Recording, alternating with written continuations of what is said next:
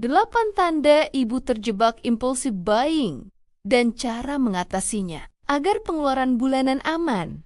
Sebelum lanjut, pastikan Moms semua klik tombol subscribe, share, dan like dulu ya, agar channel ini bisa lebih berkembang, bermanfaat buat lebih banyak teman-teman yang lain. Terima kasih, dan yuk lanjut Moms. Pernah tidak sih merasa baru saja gajian, tapi tiba-tiba saldo di rekening menguap begitu saja, seperti embun pagi, padahal merasa belum beli apa-apa yang penting? Fenomena belanja impulsif ini sekarang makin gila karena godaan diskon di aplikasi belanja yang muncul tepat saat kita sedang lelah mengurus rumah atau anak. Padahal menurut artikel dari psikologi populer, belanja tanpa rencana itu seringkali menjadi pelarian emosi saat kita butuh validasi atau sekadar hiburan instan di tengah rutinitas yang menjemukan. Kita perlu bahas ini karena kalau dibiarkan, tabungan masa depan bisa habis hanya untuk barang-barang lucu yang akhirnya cuma jadi penghuni gudang yang berdebu. Impulsive buying itu sebenarnya perilaku belanja tiba-tiba tanpa rencana yang didorong oleh perasaan sesaat, bukan karena kebutuhan mendesak. Secara psikologi, kita para ibu sering kena jebakan ini karena hormon dopamin yang melonjak saat melihat tulisan promo atau barang gemas yang seolah memanggil nama kita. Rasanya seperti ada kemenangan kecil saat berhasil check out barang, padahal barang itu belum tentu terpakai dalam 1 tahun ke depan. Mari kita cek tanda pertama, yaitu sering merasa gatal kalau tidak buka aplikasi belanja saat sedang santai atau menjelang tidur malam. Tanda kedua adalah saat kita mulai sering bilang pada diri sendiri bahwa ini adalah bentuk self-reward. Padahal, setiap hari selalu ada alasan untuk menghadiahi diri sendiri. Contoh nyatanya saat kita stres melihat cucian menumpuk, lalu tiba-tiba membeli blender estetik. Padahal, blender lama masih berfungsi dengan sangat baik. Ketiga, kita sering terjebak dalam rasa takut ketinggalan tren atau FOMO, terutama kalau melihat teman satu grup punya koleksi wadah bekal model terbaru yang warnanya sangat cantik. Kita jadi merasa kurang update kalau tidak ikut beli. Padahal lemari dapur sudah penuh sesak sampai tidak bisa ditutup. Tanda keempat yang paling sering terjadi adalah saat kita membeli barang hanya karena harganya sedang diskon besar, padahal tidak butuh barangnya sama sekali. Misalnya beli sepatu olahraga ukuran kecil hanya karena harganya cuma Rp50.000 dengan harapan suatu saat nanti kaki kita akan mengecil secara ajaib. Kelima,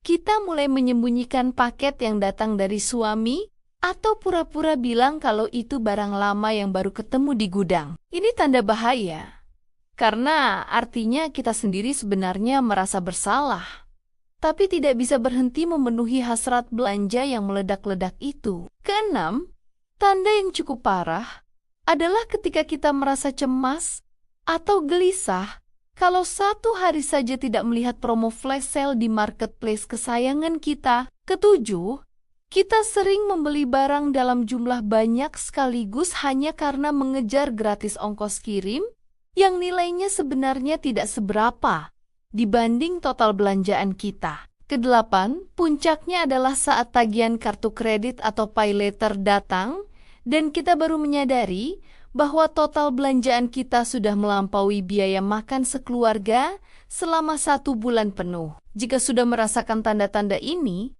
maka saatnya kita melakukan langkah perbaikan agar keuangan keluarga tidak hancur berantakan. Cara pertama untuk mengatasinya adalah dengan menerapkan aturan menunggu 24 jam sebelum memutuskan untuk membayar barang yang sudah masuk keranjang belanjaan. Biasanya setelah tidur 1 malam, keinginan menggebu-gebu itu akan hilang dan kita akan sadar bahwa barang tersebut sebenarnya tidak terlalu penting untuk dimiliki. Kedua, cobalah untuk menghapus aplikasi belanja dari ponsel jika memang godaan notifikasinya sudah terlalu kuat untuk dilawan setiap saat. Kita bisa membukanya melalui browser saja agar prosesnya lebih panjang dan membuat kita berpikir ulang berkali-kali sebelum memutuskan transaksi. Ketiga, buatlah daftar belanja bulanan yang sangat ketat dan berjanji pada diri sendiri untuk tidak melirik rak lain selain yang ada di daftar tersebut. Contohnya kalau niat beli deterjen ya jangan sampai pulang membawa spray baru hanya karena motifnya terlihat segar di mata saat melewati lorong perlengkapan rumah.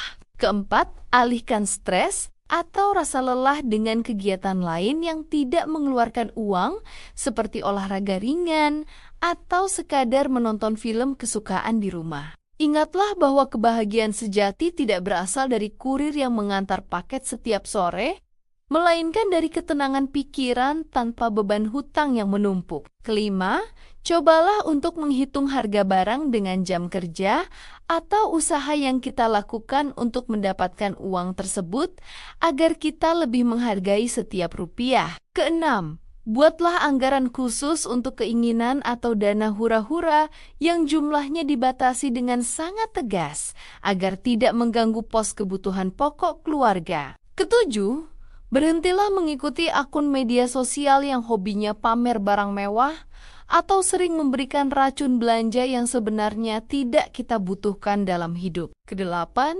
selalu ingat tujuan finansial jangka panjang seperti dana pendidikan anak atau tabungan hari tua yang jauh lebih penting daripada sekadar gengsi sesaat. Memang sulit untuk mengubah kebiasaan belanja yang sudah mendarah daging, terutama bagi kita yang setiap hari berjibaku dengan urusan rumah tangga yang tidak ada habisnya. Kita harus jujur pada diri sendiri, bahwa kadang belanja itu hanyalah cara kita mencari perhatian atau pelampiasan rasa sepi yang tidak tersampaikan dengan baik. Tidak apa-apa sesekali ingin menyenangkan diri, tapi jangan sampai hal itu justru menjadi sumber stres baru karena dompet yang terus-menerus menipis. Mari kita belajar untuk lebih bijak membedakan mana keinginan yang hanya nafsu sesaat dan mana kebutuhan yang benar-benar mendukung kehidupan kita sehari-hari. Perjalanan mengelola keuangan ini memang butuh kesabaran dan latihan yang konsisten. Seperti kita mengajari anak belajar berjalan atau makan sendiri dengan rapi. Jangan terlalu keras pada diri sendiri jika sekali dua kali masih bocor halus, tapi tetaplah berusaha untuk kembali ke jalur yang benar demi masa depan. Optimisme harus tetap dijaga karena setiap perubahan kecil yang kita lakukan hari ini akan berdampak besar bagi kesejahteraan keluarga kita di masa yang akan datang. Semangat para ibu hebat di luar sana karena mengelola keuangan dengan bijak adalah salah satu bentuk kasih sayang nyata untuk keluarga tercinta. Terima kasih semua sudah menemani dan mendengarkan ceritaku sampai akhir. Sampai ketemu lagi di video-video berikutnya. Jangan lupa share video ini ke teman-teman lain ya.